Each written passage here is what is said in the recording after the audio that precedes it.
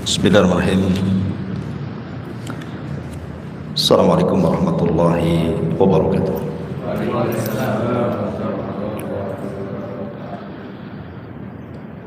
Alhamdulillah, wassalatu wassalamu ala rasulillah wa ala alihi wa sahbihi wa mawalah wa la hawla wa la quwata illa billahi wa ba'du. Alhamdulillah, segala puja dan puji hanya milik Allah subhanahu wa ta'ala. Salawat serta salam tahdiahkan kepada Rasul kita Nabi besar Muhammad sallallahu alaihi wasallam. Terlanjutkan kajian kita masih membahas Qasasul Anbiya, kisah-kisah para nabi. Dan kita masuk pada kisah Nabiullah Ilyas alaihi salam. Ma'asyiral muslimin yang dimuliakan Allah subhanahu wa ta'ala, sering saya katakan dan saya ulang bahwa kisah-kisah dalam Al-Quran itu bukan hanya sekedar didengar ceritanya, tetapi juga sebisa mungkin diambil ibrah dan juga pelajaran di dalamnya. Apalagi kisah-kisah ini menyangkut kisah-kisah para nabi, dan kisah-kisah para nabi itu kisah-kisah terbaik yang dikisahkan di dalam Al-Quranul Karim. Ada para nabi itu yang dikisahkan secara lengkap, seperti Musa, Nabi Allah Yusuf, Ibrahim, cukup lengkap. Tapi ada para nabi itu hanya dikisahkan secara global saja. Tetapi juga ada nabi yang tidak ada kisahnya, hanya disebutkan namanya saja. Lah, kisah Nabi Allah Ilyas ini memang tidak rinci dalam Al-Quran, hanya dikisahkan di 2 ayat dalam Al-Quranul Karim. Tetapi Allah sudah menyebutkan inti daripada kisah ini, walaupun tidak banyak. Tetapi Allah subhanahu wa ta'ala menyebutkan inti kenapa diutusnya Nabi Allah Ilyas alaihi salatu wassalam. Banyak kisah-kisah yang dicantumkan yang diambil dari kisah Israiliyat dan juga beberapa hadis, tetapi sebagiannya maudhu, palsu, dan sebagiannya lemah, walaupun dicantumkan oleh Al-Imam Ibnu Katsir di dalam kitabnya Qasasul Anbiya. Tapi sebagai pengetahuan dan sebagai pelezat kisah saja, nanti kita akan sebutkan. Ma'asyiral muslimin yang dimuliakan Allah subhanahu wa ta'ala, siapa Nabi Ilyas ini? Diutus kepada kaum mana Nabi Ilyas ini diutus oleh Allah? Apa penyimpangan kaumnya? Bagaimana sepak terjang dakwahnya? Apakah Ilyas masih hidup sampai sekarang layaknya Nabi Khidir yang disangkakan masih hidup, ataukah sudah mati? Dan bagaimana wafatnya? Inilah yang kita akan kisahkan 1 jam ke depan. Ma'asyiral muslimin yang dimuliakan Allah subhanahu wa ta'ala, ada yang mengatakan bahwa Nabi Allah Ilyas sama dengan Idris. Artinya kalau disebut Ilyas, dialah Idris. Dan yang berpendapat ini bukan hanya dari kalangan para ulama, tapi ada sebagian kalangan sahabat yang berpendapat bahwa Ilyas itu adalah Idris, sebagaimana disebutkan oleh Imam Ibnu Katsir Ad-Dimashqi dalam kitabnya Qasasul Anbiya. Lah, yang berpendapat bahwa Ilyas itu adalah Idris adalah sahabat Abdullah bin Mas'ud radhiyallahu anhu. di mana Al-Imam Al-Bukhari menyebutkan dari Ibnu Mas'ud dan juga Ibnu Abbas, anna Ilyasa huwa Idris. Ilyas itu adalah Nabi Idris. Makanya ketika Abdullah bin Mas'ud radhiyallahu anhu membaca ayat salamun ala Ilyasin, maksudnya Ilyasin, Nabi Ilyas, dibaca oleh Abdullah bin Mas'ud dengan salamun ala Idrasin. Jadi Abdullah bin Mas'ud membaca bukan Ilyasin tetapi Idrasin, karena menyamakan antara Ilyas itu dengan Idris. Itu dua nama satu orang. Ini satu pendapat. Dan pendapat ini juga di kalangan ulama dikuatkan seperti Al-Imam Ad-Dhahhak, Imam Qatadah Ibn Di'amah dan yang lainnya. Tetapi Al-Imam Ibnu Katsir rahimahullahu ta'ala, walaupun dia menyebutkan pendapat ini, beliau tidak merojehkan pendapat ini, tidak menguatkan pendapat ini. Beliau hanya menguatkan pendapat bahwa Ilyas dengan Idris itu dua orang yang berbeda. Idris sendiri, Ilyas sendiri maksudnya. Dan ini yang sahih wallahu a'lam. Sebab nanti turunannya akan terbahas apakah Ilyas ini termasuk nabi-nabi Bani Israel atau bukan. Kalau Ilyas itu adalah Idris, berarti Ilyas itu bukan nabi-nabi Bani Israel, karena Idris ini muncul jauh sebelum Israel diutus. Idris itu mendekati masanya Nabi Adam alaihi salatu wassalam. Adam, Syith, Idris, kan itu ya susunannya. Tetapi ada juga yang mengatakan, bagi yang mengatakan bahwa Ilyas bukan Idris, berarti Ilyas adalah nabi dari nabi-nabi Bani Israel. Dan ini yang kuat. Ada yang mengatakan bahwa dia diutus setelah masanya Yusa ibn Nun dan setelah masanya Nabiullah Hazkiel yang sudah saya ceritakan di sini, tentang kematian manusia karena penyakit taun. Diutus kepada mereka Nabi Hazkiel. Lah setelah wafatnya Hazkiel ini, diutuslah Nabi Ilyas. Tapi ada juga yang mengatakan bahwa Ilyas ini diutus setelah eranya Nabiullah Sulaiman. Jadi setelah Nabiullah Sulaiman meninggal dunia, kemudian pecah kerajaannya menjadi kerajaan Yahudi dan kerajaan Israel.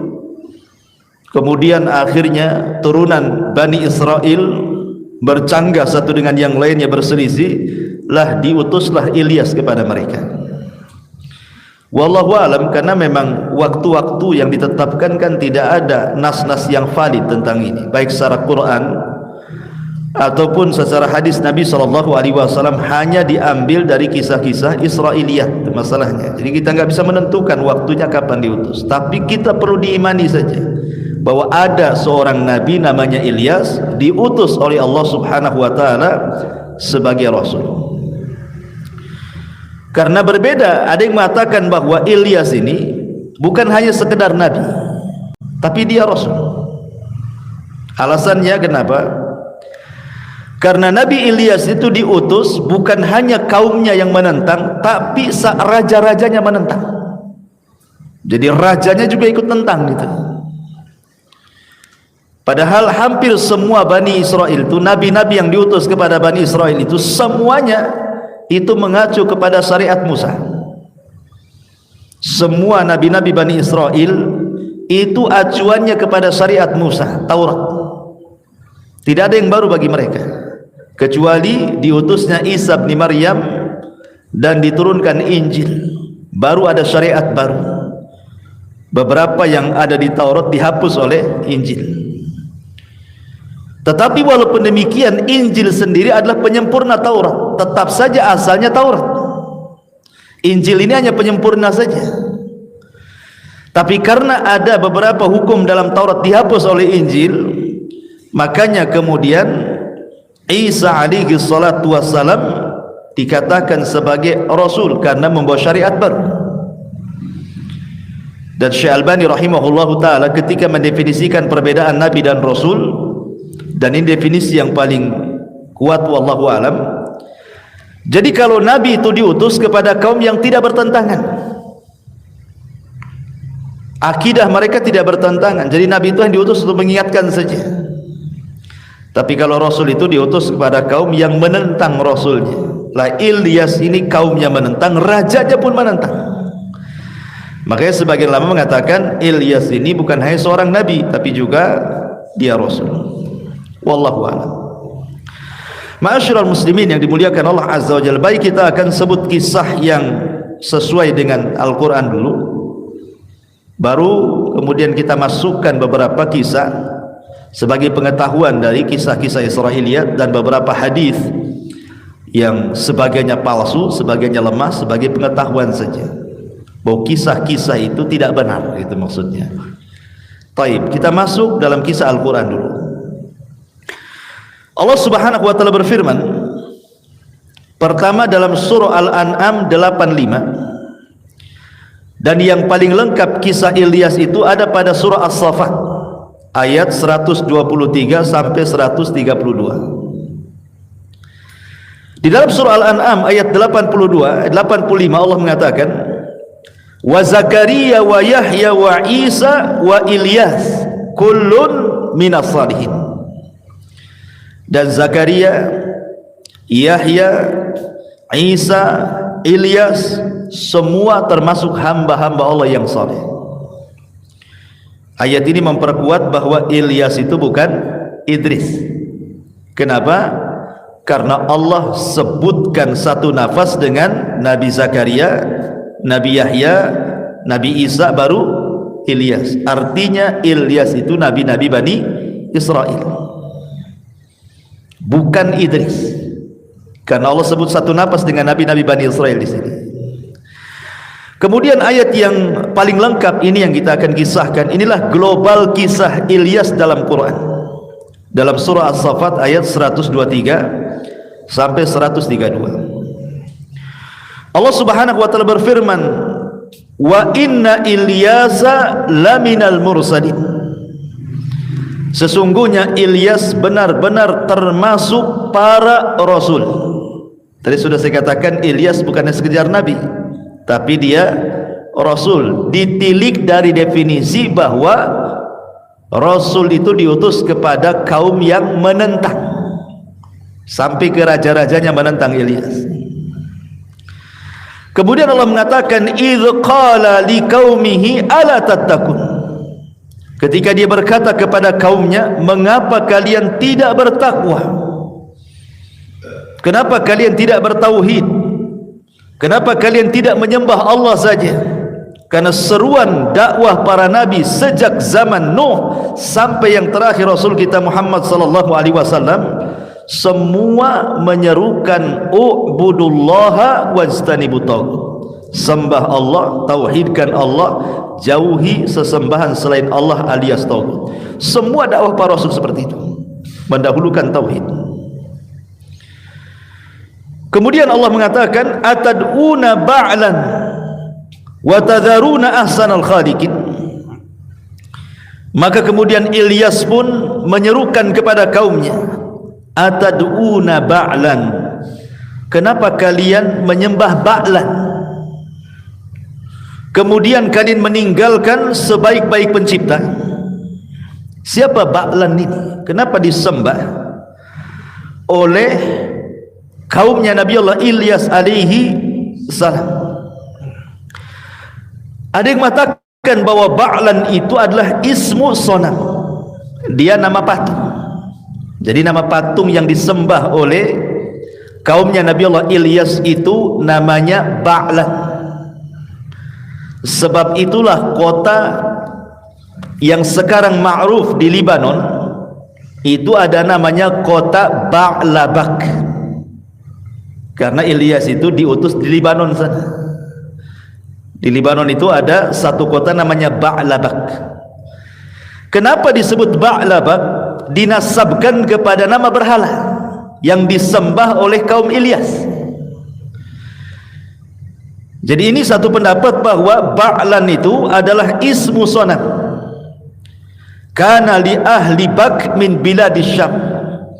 Dulu disembah oleh penduduk Syam di satu tempat namanya Bak, akhirnya menjadi Ba'labak gitu ya. Tapi ada juga yang mengatakan dia adalah ismu sanamin al-kan'aniyin wa huwa a'dhamu asnamihim. Jadi Ba'lan itu adalah satu nama berhala bagi penduduk Kan'aniyin, dan itu berhala yang paling besar. Berhalanya banyak, tapi ini berhala yang paling besar. Samalah dengan di zaman jahiliyah itu kan berhala banyak. Khalid bin Walid aja ketika menghancurkan berhala di sekitar Ka'bah itu 350 lebih kan itu. Tapi kan yang besar itu hanya yang dikenal ya Lata, Uzza, Manat, Hubal gitu ya, itu yang besar kan itu. Lah, Ba'lan ini patung yang paling besar yang disembah kala itu. Patung-patung banyak, tapi itulah yang paling besar. Tapi ada juga yang mengatakan bahwa Ba'lan ini adalah seorang wanita. Dia seorang ratu yang sangat cantik di zaman itu. Kemudian kecantikannya sampai tersebar di negeri tersebut, akhirnya dijadikan Tuhan. Jadi mereka menyembah wanita cantik, seorang ratu dijadikan Tuhan selain daripada Allah Subhanahu wa taala.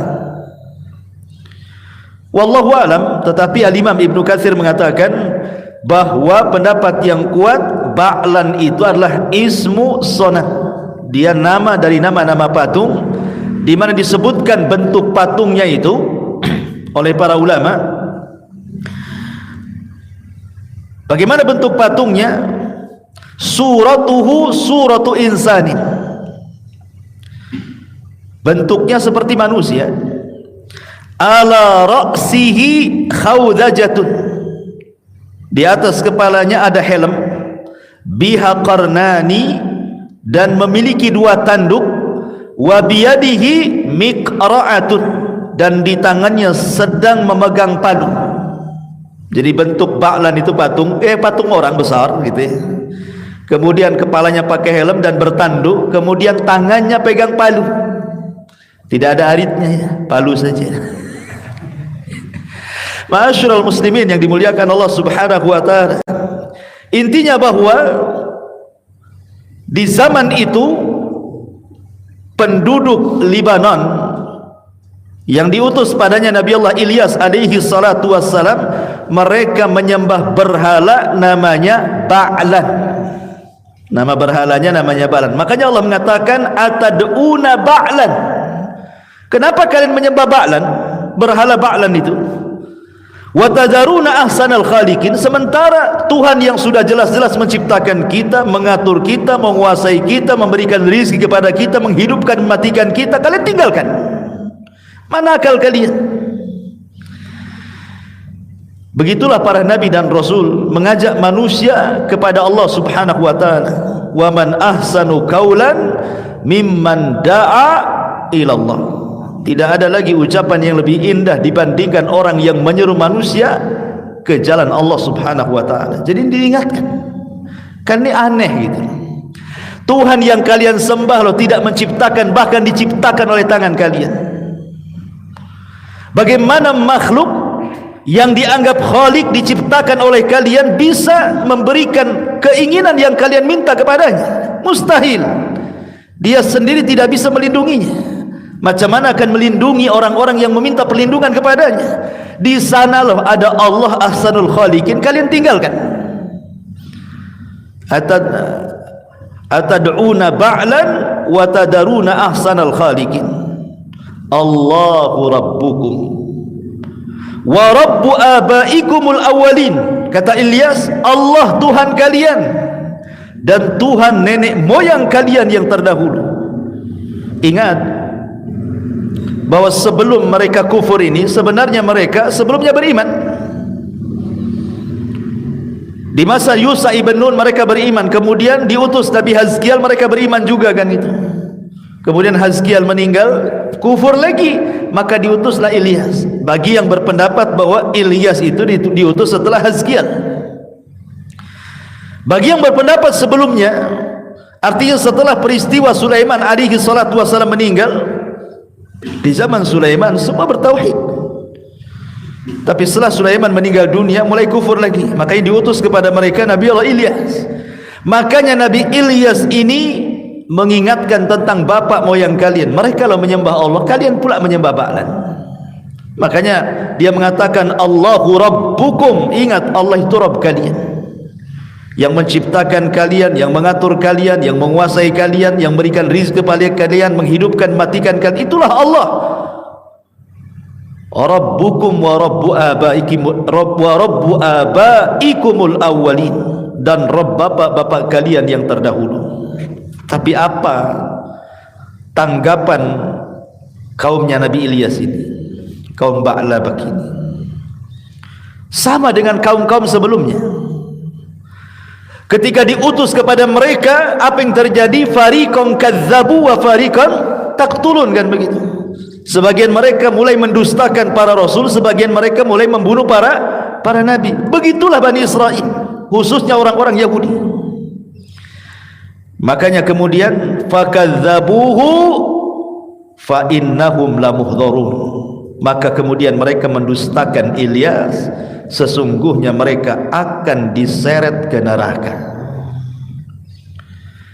Ada yang mengatakan bahwa ketika mereka kemudian tidak mau mengambil seruan Nabi Ilyas, maka Nabi Allah Ilyas alaihi salatu wassalam pun kemudian berdoa kepada Allah subhanahu wa ta'ala untuk ditimpakan kepada mereka paceklik yang berkepanjangan. Akhirnya Allah kabulkan, maka ditimpalah paceklik yang hebat yang berkepanjangan kepada kaum Ba'labak itu. Akhirnya mereka tobat. Setelah tobat mulai lagi ekonominya lancar, kufur lagi. Coba bayangkan, akhirnya ditimpakan lagi azab yang lain. Jadi begitulah adat orang-orang yang diutus para nabi dan rasul sebelum Nabi kita Muhammad sallallahu alaihi wasallam, selalu mendustakan. Dikirim kepada mereka mukjizat pun tidak beriman kepada Allah azza wajalla. Karena ada yang mengatakan, memang tidak ada riwayat yang jelas, ya mungkin riwayat Bani Israiliyat, bahwa di antara mukjizat Nabi Allah Ilyas ini, dia bisa menghidupkan orang mati. Sama dengan Nabi Isa juga menghidupkan orang mati dengan izin Allah, kan gitu. Kemudian bisa memadamkan api, ya, cukup diperintahkan saja padam atas izin Allah subhanahu wa ta'ala. Kemudian juga menahan hujan, tentu atas izin Allah subhanahu wa ta'ala. Termasuk juga inzalul ghaith ba'da an amana ba'du qaumahu. Setelah beriman, dia minta kepada Allah untuk diturunkan hujan-hujan, dan begitu seterusnya. Tetapi mukjizat-mukjizat yang ditampakkan Ilyas kepada kaumnya, tetap saja mereka berdusta kepada nabinya. Makanya Allah mengatakan fakadzabuhu fa innahum lamuhdharun. Mereka pun kemudian mendustakan Ilyas, sesungguhnya mereka akan diseret ke neraka. Kemudian Allah mengatakan illa ibadallahil mukhlasin, kecuali hamba-hamba Allah yang terpilih, kecuali pengikut-pengikut Nabi Ilyas yang ikhlas, yang tidak menyembah Ba'lan dan hanya menyembah Allah saja. Kemudian Allah katakan wa tarakna alaihi fil akhirin, kami mengabadikan untuknya pujian bagi orang-orang yang datang kemudian. Ilyas walaupun sudah tidak ada, tetap dikenang dan dipuji. Sampai banyak orang yang namanya Ilyas. Kenapa orang yang namanya Ilyas? Pak Ilyas, mana Pak Ilyas? Kan itu. Ya karena memang dipuji namanya. Sampai banyak orang yang dikasih nama Ilyas, kan itu. Karena Allah mengatakan wa tarakna alaihi fil akhirin, dan kami mengabadikan untuknya pujian pada orang-orang yang datang kemudian. Dipuji-puji. Islam memuji Ilyas, dia seorang nabi dan rasul, dan begitu seterusnya. Bahkan ahli kitab pun memuji, ya. Salamun ala Ilyasin, sesungguhnya keselamatan atau salam sejahtera atas Ilyas dan kaumnya. Ada sebagian penafsiran Ilyasin di situ maksudnya keluarga Nabi. Seperti yang dikatakan Imam Ibnu Katsir rahimahullahu taala, maksudnya Ilyasin di sini adalah keluarga Nabi SAW, karena ada yang menganggap salah satu nama Nabi itu adalah Yasin dan Toha. Makanya kita sering mendengar ada solawat yang memanggil-manggil Yasin dan Toha kan, ala Yasin Habibillah, ala Toha Rasulillah kan ya. Bagi orang yang berpendapat Yasin dengan Toha itu nama Nabi SAW, maka Ilyasin di situ maksudnya keluarga Nabi. Tapi pendapat ini dibantah oleh Imam Ibnul Qayyim rahimahullahu ta'ala dan ulama muhakkikun, ulama ahli tahqiq, bahwa Yasin dengan Toha itu bukan nama Nabi. Dia adalah huruf-huruf hijaiyah yang dicantumkan di awal surat dalam Al-Quran, sama dengan alif lam mim, alif lam ra, alif lam mim shad gitu ya, qaf, kemudian nun, itu sama. Apa bedanya? Kenapa? Karena kalau memang Yasin dan Toha itu adalah nama Nabi SAW, harusnya harokat yang dibaca bukan Yasin tapi Yasinun gitu ya. Tapi tetap aja dibaca Yasin, bukan Yasinu gitu ya. Berarti kita tahu bahwa itu bukan nama Nabi. Yang kedua, tidak ada hadis yang mengatakan bahwa Yasin itu nama Nabi SAW. Di sana ada nama Muhammad, Ahmad, Hashir, Akib, ada, tapi Yasin dan Toha tidak ada. Tapi sekali lagi ini khilaf ulama ya. Tapi pendapat yang rajih, yang kuat wallahu alam, Yasin dan Toha itu bukan nama Nabi SAW. Sehingga di sini Ilyasin, di sini maksudnya adalah Ilyas dan kaumnya. Kemudian inna kadzalika nazzil muhsinin innahu min ibadinal mu'minin. Sesungguhnya demikianlah kami berikan balasan kepada orang-orang yang berbuat baik, sesungguhnya dia termasuk, maksudnya Ilyas, hamba-hamba kami yang beriman kepada kami. Sampai disinilah kisah Ilyas dalam Quran. Tidak ada lagi kisah Ilyas, hanya sebatas ini saja.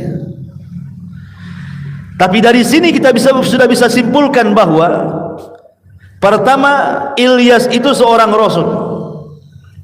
Yang kedua, diutus kepada kaum Ba'labak dan mengingkari sesembahan Ba'lan yang disembah oleh kaumnya. Yang ketiga, sunnah kauniyah, kaumnya mendustakan Ilyas. Yang keempat, Allah kirim azab kepada mereka. Dari sini banyak pelajaran bahwa setiap dai hendaklah mencontoh para nabi, baik rasul kita atau nabi-nabi sebelumnya, bahwa inti berdakwah itu adalah menyampaikan tauhid.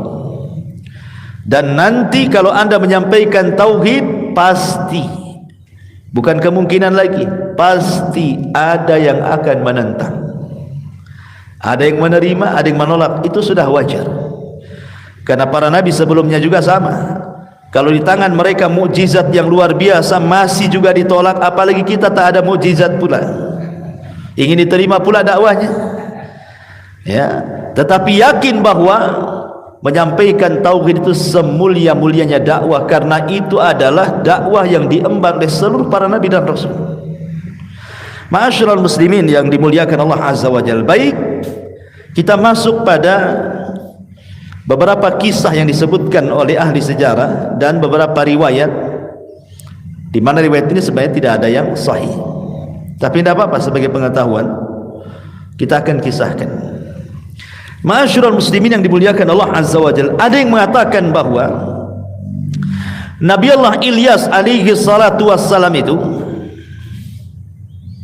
ketika kaumnya sudah mulai mendesak dia, mendustakan dakwahnya, kemudian juga hampir dibunuhnya, dikerahkan pasukan untuk membantainya oleh raja yang zalim itu, sesak dadanya. Dari situlah kemudian dia ingin mati. Maka dijelaskan oleh Wahab ibn Munabbih, dan ini riwayat dicantumkan oleh Imam Ibnu Katsir di dalam kitabnya Qasasul Anbiya, annahu lama da'a rabbahu azza wa jal an yaqbidahu ilaihi, ketika dia berdoa kepada Allah untuk dicabut nyawanya, lima kadzabuhu wa adauhu, faja'athu dabbatun launuha launun nari faraqibaha wa ja'alallahu lahu rishan wa albasahu nur. Maka tiba-tiba ketika dia sudah mulai didustakan dan disakiti kaumnya, maka Allah datangkan kepada Ilyas ini sebuah kendaraan berupa binatang melata, warnanya seperti warna api. Kemudian Allah Subhanahu wa taala menjadikan tunggangan ini sebagai tunggangan Ilyas. Kemudian Allah pasangkan kepada Nabi Ilyas itu sayap. Allah kasih sayap di belakang punggung Ilyas itu. Kemudian diberi pakaian berupa cahaya. Kemudian waqata anhu ladzatul mat'ami wal mashrab. Sejak itulah dia tidak makan dan minum. Hebat kan? Tak makan dan minum, gak lapar gak haus. Wasara malakiyan basyariyan samawiyan ardiyan. Maka dia pun tiba-tiba menjadi malaikat dari kalangan manusia. Dia bisa terbang ke langit, bisa jalan-jalan di bumi. Ya. Kemudian wa ausa ila Ilyas ibn Akhtub. Kemudian dia pun mewasiatkan kepada Ilyas nabi setelahnya dengan wasiat-wasiat kenabian dan untuk meneruskan perjuangannya. Karena nanti setelah Ilyas diceritakan Ilyasa. Ya. Ada yang mengatakan Ilyasa itu anak paman daripada Ilyas. Baik. Ma'asyiral muslimin yang dimuliakan Allah Azza wa Jalla, kata Imam Ibnu Katsir, fa fi hadza nazarun. Riwayat seperti ini tidak dikenal dalam redaksi-redaksi hadis dalam Islam. Ini ada kritikan ulama. Boleh jadi kisah ini berasal dari kisah Israiliyah, tidak bisa kita benarkan secara mutlak, tidak bisa pula kita dustakan secara mutlak. Ya, kita sisipkan sebagai pelezat kisah namanya. Karena kita sudah ada di Quran, cukuplah kisah itu dalam Al-Quran saja sudah cukup. Ya. Ini satu riwayat. Riwayat yang kedua, Al-Imam Makhul ibn Ka'ab pernah mengatakan, arba'atu anbiya ahya. Ada 4 nabi itu masih hidup sampai sekarang. Ada 4 nabi yang masih hidup sampai sekarang. Ithnani fil ardi wa ithnani fis sama, katanya. Yang 2 hidup di langit, yang 2 hidup di bumi, sampai sekarang masih hidup. Adapun yang 2 hidup di bumi, kemudian dijelaskan Ilyas wa Khadir. Nabi Ilyas dan Nabi Khidir itu masih hidup tuh dua-duanya, belum mati. Adapun yang hidup di langit Idris wa Isa alaihi salam. Adapun yang di langit adalah Idris dan juga Isa alaihi salatu wassalam. Kemudian disebutkan oleh Imam Ibnu Katsir rahimahullahu taala dari riwayat Makhul ibn Ka'ab ini, yang hebatnya adalah anna Ilyasa wal Khadira yajtami'ani fi kulli amin. Jadi Ilyas dengan Khadir ini setiap tahun ada reuni, ketemu. Ya. Fi syahri Ramadan bi Baitil Maqdis. Kapan itu ketemuan Ilyas dan Khadir itu?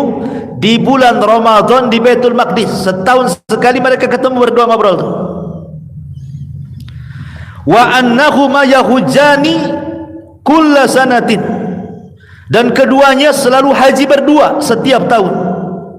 Wa yashrabani min zamzam syurbatan takfihima ila mithliha minal amil muqbil. Dan keduanya minum dari air Zamzam yang dengan air Zamzam itu cukup untuk mengenyangkan sehingga dia tidak perlu makan minum sampai tahun depan. Sekali minum sampai tahun depan tak makan tak minum lagi. Mantap, ya kan? Ya. Kemudian kata Imam Ibnu Katsir rahimahullahu taala mengatakan, lam yasih syai'un min dzalik. Tidak ada yang sahih. Kabar seperti tidak sahih. Masalahnya ketika kemudian ada yang kemudian mengambil riwayat ini, terjadilah kisah-kisah dan cerita-cerita aneh kan jadinya. Khidir masih hidup, Ilyas masih hidup. Akhirnya banyak orang yang ketemu Nabi Khidir katanya ada di mana itu? Di belakang padang katanya, di atas perahu katanya. Saya dengar cerita itu. Ada orang ketemu Nabi Khidir di belakang padang, lagi naik di atas perahu katanya. Macam-macam ceritanya. Terakhir dia membuat pertemuan di hotel. Di mana? Hotel tingkat berapa kan? Jadi antum kalau ikut ajaran itu, nanti antum daftar, nanti akan berjumpa dengan Nabi Khidir dan antum dapat tazkiyah. Ya, bayangkan bisa diundang ke hotel pula. Ya kan? Banyak kisah aneh-aneh akhirnya kan. Karena binaan ala annal Khadir wal Ilyas ahya. Ya, karena dalilnya adalah ketika kita katakan Ilyas dan Khadir masih hidup, akhirnya banyak cerita-cerita kan. Aneh-aneh akhirnya cerita-cerita itu. Karena begini, ikhwatul fillah muliakan Allah Azza wa Jalla. Imam Ibnu Katsir sendiri yang menukilkan riwayat ini, beliau mengatakan apa? Annal Khadir mata wa kadzalika Ilyas alaihi wassalam. Imam Ibnu Katsir mengatakan yang betul Khidir itu mati, Ilyas juga mati. Ini yang mengatakan bukan Abu Umairah, Ibnu Katsir. Dia mengatakan seperti itu. Dan para ulama yang lain yang mengatakan bahwa keduanya meninggal, mana dalilnya? Satu, zahir daripada ayat Al-Quran surah Al-Anbiya 34. Allah mengatakan, wa ma ja'alna li basyarin min qablikal khulda afa immitta fahumul khalidun. Kami tidak menjadikan hidup abadi bagi seorang manusia pun sebelum kamu wahai Muhammad, maka jika kamu mati apakah mereka tetap hidup? Mustahil. Nabi di usia 63 tahun meninggal, masa mereka masih hidup? Gitu maksudnya. Artinya kalau Nabi SAW meninggal, mereka juga meninggal. Itu satu. Yang kedua, tidak ada satupun hadis yang sahih yang menyatakan Khidir dan Ilyas itu masih hidup. Tidak ada. Sebagaimana dinyatakan Imam Ibnu Katsir tidak sahih, maudhu. Ya. Yang ketiga, andai kata, taruhlah kita katakan Khidir masih hidup, Ilyas masih hidup. Anda baca surah Al-Imran 81. Wa id akhadallahu mitsaqan nabiyyina lama ataitukum min kitabin wa hikmatin thumma ja'akum rasulun musaddiqun lima ma'akum la tu'minun nabi wa la tansurunna qala aqrartum wa akhadtum ala dhalikum isri qalu aqrarna fashhadu wa ana ma'akum minasyahidin. Perhatikan ayat ini. Seandainya mereka masih hidup, perhatikan ayat ini. Ingatlah ketika Allah mengambil perjanjian kepada seluruh para nabi. Ingat, Allah membuat perjanjian kepada seluruh para nabi. Apa perjanjiannya? Sesungguhnya apa saja yang aku berikan kepadamu berupa kitab ataupun hikmah, kemudian datang kepadamu seorang rasul, maksudnya rasul kita Muhammad sallallahu alaihi wasallam, yang membenarkan apa yang ada pada kalian, akankah kalian akan sungguh-sungguh beriman kepada nabi tersebut, maksudnya Nabi Muhammad, dan menolongnya? Maka mereka para nabi mengatakan, ya, kami mengakuinya, kami akan siap kalau nabi itu muncul, kami akan beriman dan menolongnya.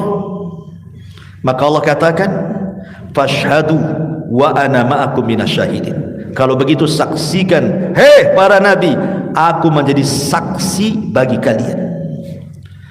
Dari sini menunjukkan bahwa seluruh para nabi terikat apa? Perjanjian. Kalau muncul Nabi SAW, mereka akan melakukan dua hal, beriman dan menolong. Kan begitu zahir surah Al-Imran ayat 81 ini. Pertanyaan pun muncul. Nabi SAW pernah melakukan peperangan dan hampir kalah. Lihat perang Badar, walaupun menang, tetapi Rasul sempat khawatir di malam harinya sampai mengatakan, Allahumma in tahlik hadhil isabah falan tu'bad abada. Ya Allah, kalau kau hancurkan kelompok yang sedikit ini, kau enggak akan ada yang menyembah lagi. Pertanyaannya, di mana Khidir di perang Badar? Satu. Perang Uhud kalah. Mana Khidir di perang Uhud? Perang Ahzab kalah. Mana Khidir di perang Ahzab? Nabi SAW ketika dakwah ke Taif dilempari sampai berdarah-darah. Mana Khidir? Mana Ilyas? Ilyas di Al-Fajri Ustaz. bukan Pak Ilyas ya. Jadi Ilyas, mana Nabi Ilyas, Nabi Khidir itu? Coba, nggak ada kan? Berarti apa? Berarti mereka sudah meninggal. Sebab kalau mereka masih hidup, la tu'minun nabi walatan surana, kan begitu ayatnya dalam Ali Imran 81. Mereka pasti beriman kepada Rasul, mereka pasti menolong Rasul. Di mana Khidir saat Rasul kesulitan? Di mana Ilyas? Di mana? Kalau kita katakan mereka masih hidup, gitu maksudnya. Paham ya? Ini yang ketiga. Yang keempat, ya, berita dari Nabi SAW bahwa pada ujung 100 tahun nanti terhitung sejak malam hari di mana beliau menyampaikan hadis ini, tidak ada lagi orang yang hidup melebihi 100 tahun. Dan itu berdasarkan hadis Nabi SAW, ma min nafsin manfusatin al yawma ta'ti alaiha mi'atu sanatin wa hiya hayyatun yawma idin. Tidak ada satu jiwa pun yang hidup pada hari ini setelah lewat 100 tahun dari kematian Nabi, sedangkan dia hidup pada hari itu. Mustahil, pasti mati. Artinya tidak ada orang yang mengetahui, sampai hari ini pun tidak ada orang yang mengetahui Nabi Khidir kan hanya kisah-kisah khurafat saja kan. Apalagi sekarang sudah ada dunia elektronik loh. Tak ada orang yang ngaku ketemu Nabi Khidir itu selfie pula dengan Nabi Khidir, kemudian disebar di medsos kan, bisa saja kan. Ini loh bentuk Nabi Khidir. Nanti kan kita akan pelajari kan itu sifat-sifatnya kan. Kan kita tinggal melihat sirah-sirah para ulama, kan sudah dijelaskan sifat-sifat Nabi Khidir, kisah-kisah Nabi Khidir, kan nanti kan nampak kan itu. Ini enggak selfie, mungkin Nabi Khidir yang ngadap sana dipoto punggungnya, ya repot lah, dan apa wajah. Ma'asyiral muslimin, kita tidak mengingkari adanya pendapat yang mengatakan Khidir masih hidup, ya, tapi jangan kemudian dibuat khurafat-khurafat tidak jelas. Tetapi pendapat yang kuat tetap Khidir dan Ilyas itu sudah meninggal, mereka tidak hidup. Itu pendapat yang kuat yang disebutkan oleh para ulama. Ini riwayat yang kedua. Riwayat yang ketiga, jadi ketika ada sahabat namanya Anas ibn Malik radhiyallahu anhu. Anas ibn Malik radhiyallahu anhu. Anas ibn Malik radhiyallahu anhu ini diriwayatkan oleh Al-Hafidh Abu Bakar Al-Baihaqi dengan menyebutkan sanadnya. Ya, bukan berarti kalaupun jelas sanadnya bukan berarti hadis ini sahih, tidak. Karena terkadang sanad pun dipermasalahkan tentang rawi-rawinya. Ada yang dhaif, ada yang sahih, ada yang thiqah, ada yang soduk, ada yang lemah, dan begitu seterusnya kan itu. Jadi diceritakan dari Anas ibn Malik radhiyallahu anhu, kunna ma'a Rasulillah sallallahu alaihi wasallam fi safar. Kami bersama Rasul sedang safar. Fanazalna manzilan, maka kami pun singgah di sebuah tempat. Fa idza rajulun fil wadi yaqulu Allahumma ij'alni min ummati Muhammadin sallallahu alaihi wasallam al-marhumatil maghfuratil muthabi 'alaiha. Tiba-tiba kata Anas bin Malik radhiyallahu anhu, ketika kami singgah dekat lembah itu, ada pula suara di balik lembah itu, ya Allah, jadikan aku dari umat Muhammad yang dirahmati, yang diampuni, yang banyak pahalanya, katanya. Maka Anas bin Malik radhiyallahu kaget. Faltafattu ila wadin, aku pun melihat, pandanganku ke arah lembah itu. Kaget dia. Fa idza rajulun tuluhu aksar min 300 dhira', katanya. Tiba-tiba diperlihatkan kepadaku, kata Anas, ada orang tinggi sekali, tingginya itu melebihi 300 hasta. 300 hasta. Nabi Adam berapa hasta? 60. Nabi Adam aja 60 hasta. Ini lebih dari 300 hasta. Kalau antum ke Saudi, ada jubah Nabi Adam 30 meter. Maksudnya itu bukan jubahnya sejak Nabi Adam, tidak. Saking gedenya jubah itu 30 meter ya, karena Nabi Adam itu sekitar 30 meter kan, satu hasta itu kan setengah meter. Ini dari sini satu hasta namanya, ini setengah meter. Kalau dua begini berarti 1 meter kan. Berarti kalau 60 hasta bagi 2 jadi 30 meter. Dan Nabi Adam 30 meter. Dan penduduk surga pun akan tinggi seperti itu, 30 meter, sama dengan postur tubuh Nabi Adam. Tapi orang ini lebih dari 300 meter, kan tinggi kali itu, raksasa kan gitu ya. Kemudian orang ini mengatakan, man anta, siapa kamu? Kata Anas bin Malik radhiyallahu anhu mengatakan, ana khadimur Rasul sallallahu alaihi wasallam, saya ini pembantu Nabi. Qala fa ainahu, di mana Nabi itu katanya. Kemudian dia mengatakan, huwa dha yasma kalam. Nah, ini Nabi ada di sini, dia dengar ucapanmu katanya. Kemudian orang ini pun datang kepada Rasul, kemudian mengucapkan salam, assalamu alayka ya Rasulullah, wa qul lahu akhuka Ilyas yaqra'uka salam. Bilang sama nabimu bahwa saudaranya Ilyas telah mengucapkan salam kepada nabimu Rasul sallallahu alaihi wasallam. Maka kata Anas, fa'ataitun nabi, aku pun mendatangi Nabi sallallahu alaihi wasallam, fa akhbartu, aku pun menghabarkannya. Faja'a, maka Rasul pun datang, hatta laqiyahu, sampai menjumpai orang yang tinggi 300 hasta itu. Fa'anaqahu, kemudian saling berpelukan. Nabi kecil, orang di 300 meter, gimana pelukan? Pelukan di kakinya saja lah kan gitu ya. Logikanya kan begitu ya. Makanya kalau hadis lemah itu aneh-aneh nanti ceritanya kan. Kemudian fa'anaqahu, dia pun memeluk Nabi sallallahu alaihi wasallam dan Rasul meluk dia. Kemudian wasallama, dan mengucapkan salam. Tsumma qa'ada yatahaddatsan, kemudian dua-duanya duduk saling bercerita. Faqala lahu ya Rasul, maka orang ini mengatakan, ya Rasulullah, inni ma akulu fi sanatin illa yauman. Aku belum makan loh sejak setahun kemarin sampai sekarang katanya. Aku belum makan dari tahun kemarin sampai sekarang katanya. Kemudian dia mengatakan apa? Hada yaumu fitri inilah hari fitri, hari Idul Fitri. Kebetulan hari ini hari Idul Fitri. Ayo kita makan, saya dan kamu berdua, kata Nabi. Akhirnya dua-duanya makan. Ya, makanannya apa yang terjadi? Fanazalat ma'idah minas sama. Tiba-tiba turun makanan dari langit. Bayangkan, makanannya aja dari langit. Ya. Alaiha huzbun wa hud, roti, kemudian ada ikan dan macam-macam.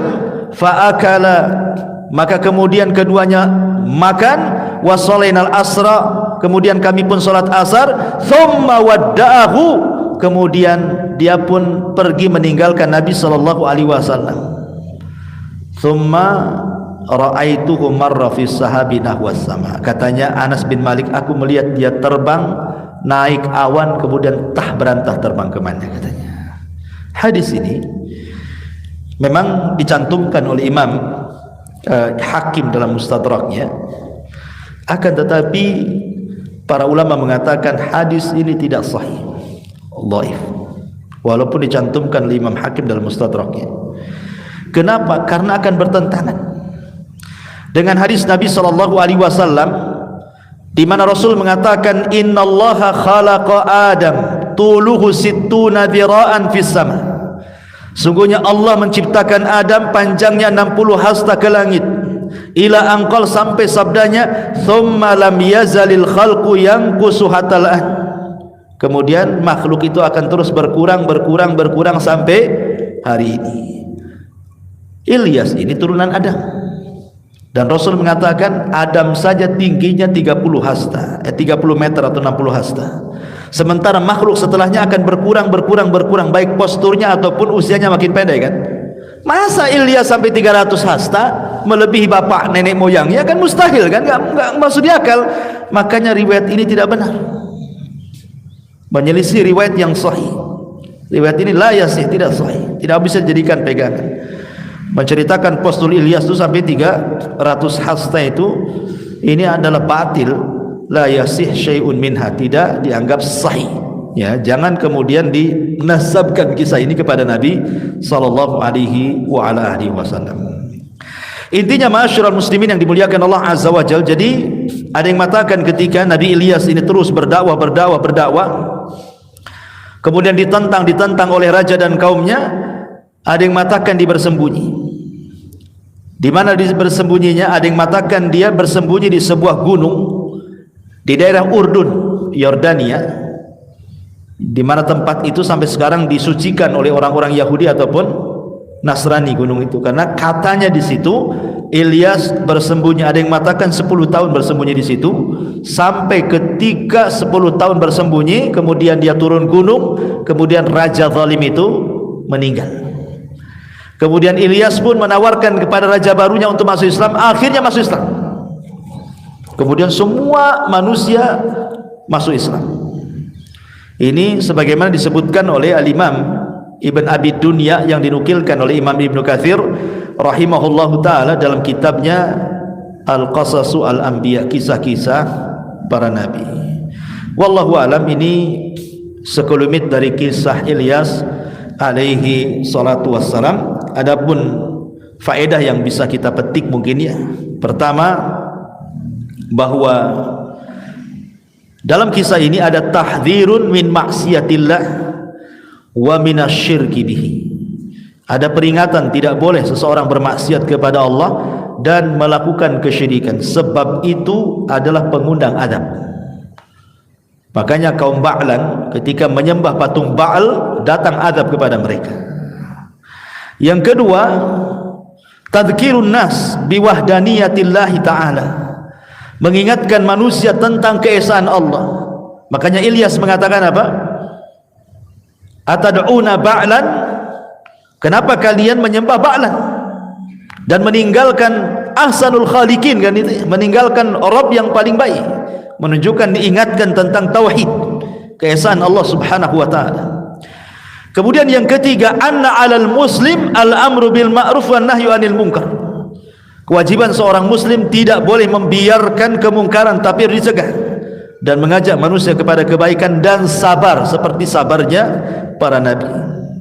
Kemudian yang keempat, anna kashifadz dzurri wallahu wahdah, bahwa yang bisa menyingkap semua madarat hanyalah Allah, bukan berhala, bukan sesembahan, bukan siapa-siapa. Maka kalau kita dirundung permasalahan, maka bersandarlah kepada Allah Subhanahu wa taala.